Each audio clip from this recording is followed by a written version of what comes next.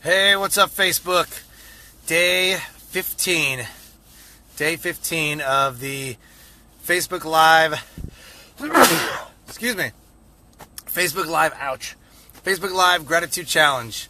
And it was a good day. I have not sneezed all day. This is kind of crazy. I have not sneezed all day and not. Ugh. Anyway, so blessings today. So I'm actually just leaving work. Which I guess I could do that one first. So the whole thing about the Facebook Live Gratitude Challenge, if you don't know the backstory, so there's just a thank you, Emily, thank you. There's a lot of hate that I've been seeing on people's posts, and just there's so much hate in the world, and I wanted to create impact and create moments, and I thought I'm gonna flood my feed with like gratitude and blessings and all that stuff. So I'm just so tired of people being hateful towards other people. So I just wanted to show people love. That's the whole reason I'm doing this 66-day Facebook Live. I'm living my blessings because I just saw so much hate on people's feeds, and I was like, dude, like I don't want to just delete people, but dude, like I'm so sick of the hate. So at day one, I was like, everybody just shut up with the hate and just everybody love everybody. Like Will Ferrell in All-Star, whatever that movie was, that basketball movie, everybody love everybody. So the whole thing is, you get blessings every day, unexpected blessings. Doesn't have to be a big blessing, So every day I'm just going to Facebook Live, gratitude, because I feel like gratitude is the number one thing that we have to have in our life to have a rich, fulfilling, loving life. If you want to live an epic life, you have to have gratitude for everything and because everybody's blessed, whether you know it or not. Everybody's blessed. Everybody has the ability to be a blessing. But a lot of people choose negativity, and a lot of people don't want to be a blessing because it's too much work. So they just consume the blessings instead of showing the gratitude towards other people. So this is the reason why I'm doing it. So the blessings today, blessing number one is we are at Duke University, and the baby got a successful blood transfusion. It's our 5th intrauterine blood transfusion. And so we've done 5 of these, and every single one of them is emotional because you never know what's going to happen. We almost lost the baby twice so far. So it's just, it's an emotional roller coaster.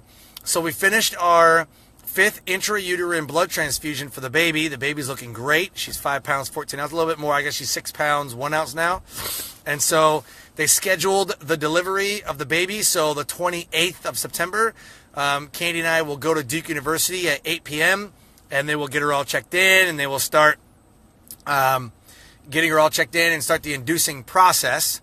And so on the 29th of September, our baby's going to be born. Our baby's name is Emerson Hope. Had to have Hope as a middle name just because my aunt who passed away had scleroderma. She was like our family's rock, and she was just a completely amazing. Died in 2004 when I was stationed overseas. And that's one reason. And another reason is just we've had hope that God would... Hey, what's up, Matt? We had hope that God would, show up in our lives and use us and use this moment, this, it's not even a disorder. It's like just this weird, thing that happened, this freak thing that happened to where, I have an extra protein on my red blood cells, and it's called the Kell antigen, and Candy's body's rejecting the baby, thinking that it's a foreign substance or whatever. So her body developed anti-Kell antibodies because the baby has the Kell sensitized blood. So Candy's body and blood and everything had been attacking the baby the entire pregnancy and trying to kill the baby. And we've almost lost the baby twice.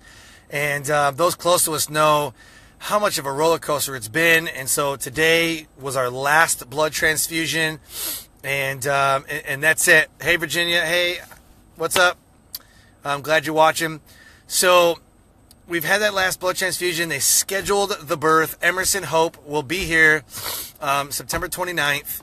That's when they're gonna induce her and pull her out, and she'll be born. And so that's all gonna get. And it's like we're winding down, like the less and less pressure. So I thank God, and I thank my friends, like Virginia and Matt and Andrea, and just everybody who has been praying for us. Everybody at the church, everybody that's been praying for us. There's so many to count. Everybody who's ever sent any prayers, thank you so much. Everything is looking good. The baby's looking good. And so we're really looking forward to just wrapping this up, having a beautiful, healthy baby girl delivered on the 29th. So the second blessing today, and I thought about what I would talk about according to this. Oh, my sister's on. Thanks for the hearts. So I thought about what I would talk about in this second blessing. I posted a couple things on Facebook, and everybody's like, thank you so much. You're awesome. You're loved, and you're this, and you're like, I've chased that for so long. I feel like, so humans are pack animals. We have that feeling of longing to belong. Nobody wants to live alone. Like, nobody wants to live a hateful life. Nobody wakes up saying, I'm just going to fail at everything. Like, screw life. I'm just going to fail at everything today. Like nobody does that. But it's over and over and over and over all this stuff that happens to us that drags us down into that negative thinking. And forever I was trying to find, love for my dad, who, I just forever was, I don't know if I felt like I needed his, he had to be proud of me. Like I was trying to find vindication for how my dad should think of me, or how I, or other family members who I was trying to please them all the time. I wanted to feel loved, but maybe I didn't feel loved, and that's my sister. So there's these times where I felt like I was fighting for somebody to love me, or I didn't get tucked in at night, and told love you, and all the time. I grew up in an alcohol dominated domestic violence household most of my childhood. In my childhood, I've lived in 11 different houses, and I've attended 8 different schools up until the age of 18. That was my life. We moved around so much because of all the crap that we were put through. I've lived in 11 different houses and attended 8 different schools. I attended 3rd grade in 2 different schools, and then started 4th grade in a different school. Like, that's just what it was.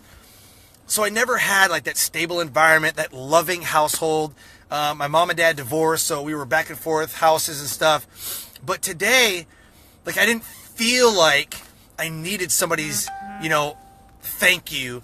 I didn't feel like I needed, I didn't feel like I needed somebody's, congratulations or whatever. Like, I saw my own hard work, and I pretty much congratulated myself. So I guess what the lesson was in that, like, I posted about my book today. I posted about some other things, and they're like, hey, congratulations. Hey, man, you're rocking it. I got a message that said that, hey, I'm glad you're doing these blessings. You're an inspiration to everybody. And I really appreciate you, doing what you're doing. And thank you for, showing gratitude and showing blessings and, all this stuff. And people are following me and thanking me. And I'm like, this is pretty cool. I'm not chasing it to do that anymore. To get it was like, that's pretty awesome.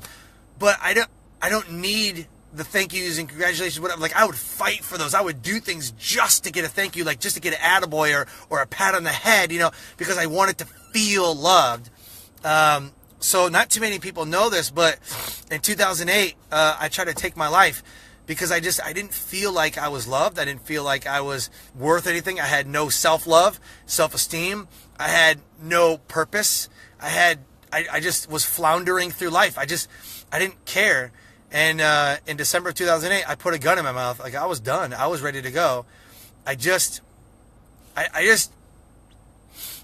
wanted to feel so loved, but I didn't because I felt like I ruined everything. I went through relationship after relationship after relationship after relationship after relationship, and I never had fulfillment.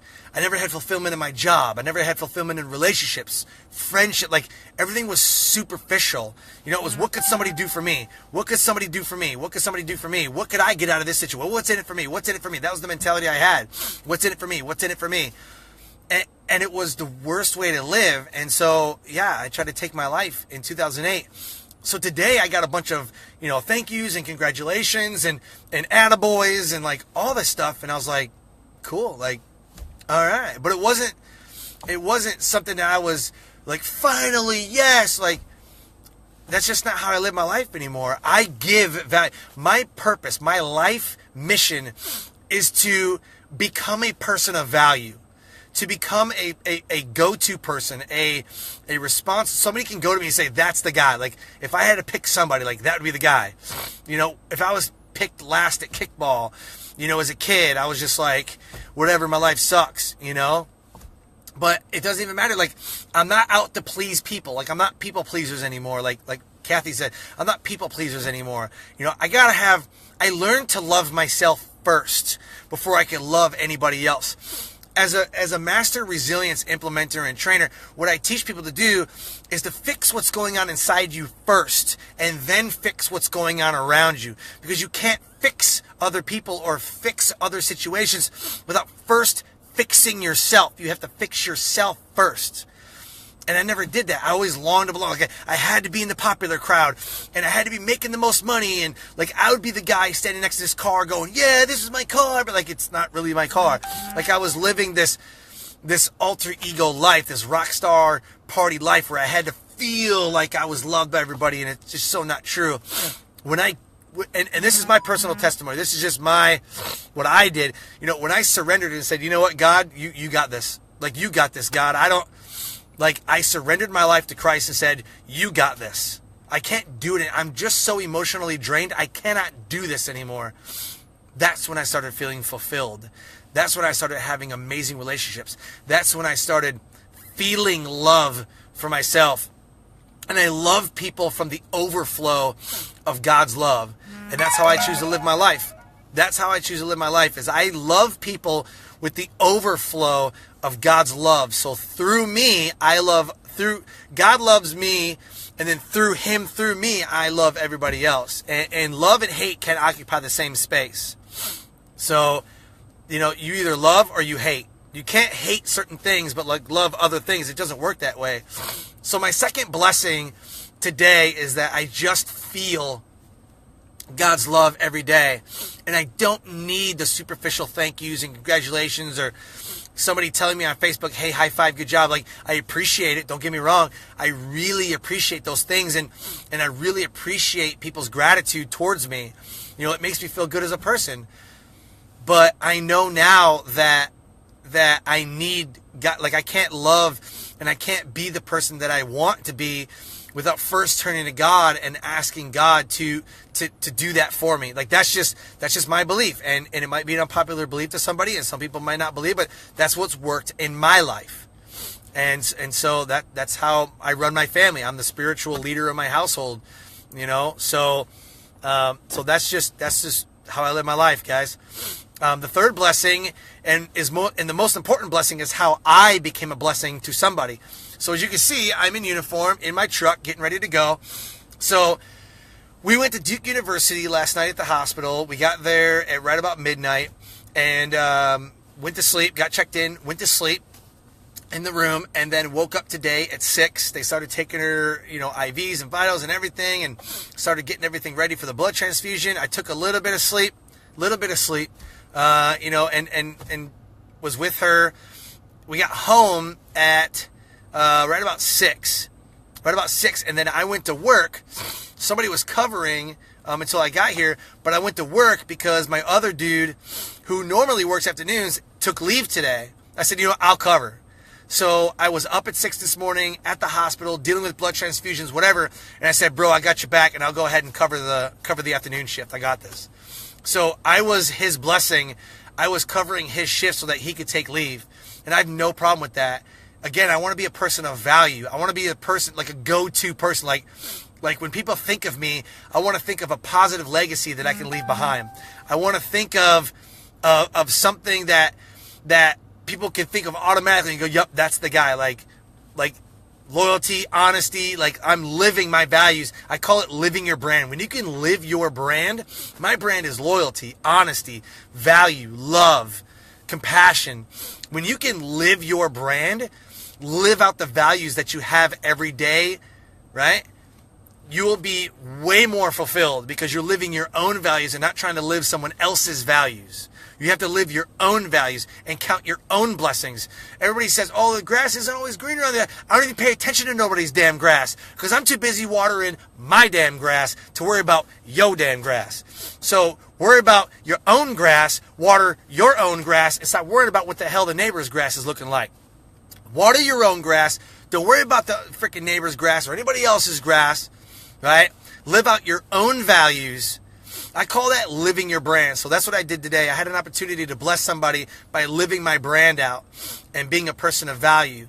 So every day, what can you do to live your brand? What can you do to become a blessing to someone else? Because if you're not a blessing, then you're consuming blessings. And at some point, you have to give it back, right? So that's my message today. Be a person of value and successful followers. I want to be successful. I want to be successful. Don't be it. Stop it. Be a person of value first, and success will follow. I promise you, 100% money back guarantee on that. If you become a person of value, people will want to be with you. You're the average of the 5 people that you hang around the most. So audit your friends. Who are the 5 people that you hang around the most? Not a husband, wife, and kids. And no, friends, coworkers, whatever. You are the average of the 5 people that you hang around the most. If you hang out with 4 broke people, you're probably the 5th one. If you hang out with 4 idiots, you're probably the 5th one. If you hang out with 4 successful people, you're probably the 5th one. So, you are the average of the 5 people that you hang around the most. Audit your friends. Figure out who you're hanging around. So, that's my message. Water your own damn grass. Live your brand. Find opportunities every day to live out the values that you have in your heart. And I'm telling you, if you're a person of value, if you are absolutely a person of value, success will follow. Give tremendous value first. Leave a positive legacy. That's why I'm doing all these blessings. Become a moment maker. Create moments for people. Be a blessing to somebody. I guarantee you that will change your life, and it will change the person that you are blessing, because people come into our life for a reason, for a season, for a short time, a long time, for 5 minutes, or for the rest of our life. You never know what people are struggling with. You never know what people are carrying around with them, and you never know how one simple phrase, one simple act, and one simple moment may change someone's life forever. So that's my message. I love everybody. Thank you for watching, and I will see you tomorrow.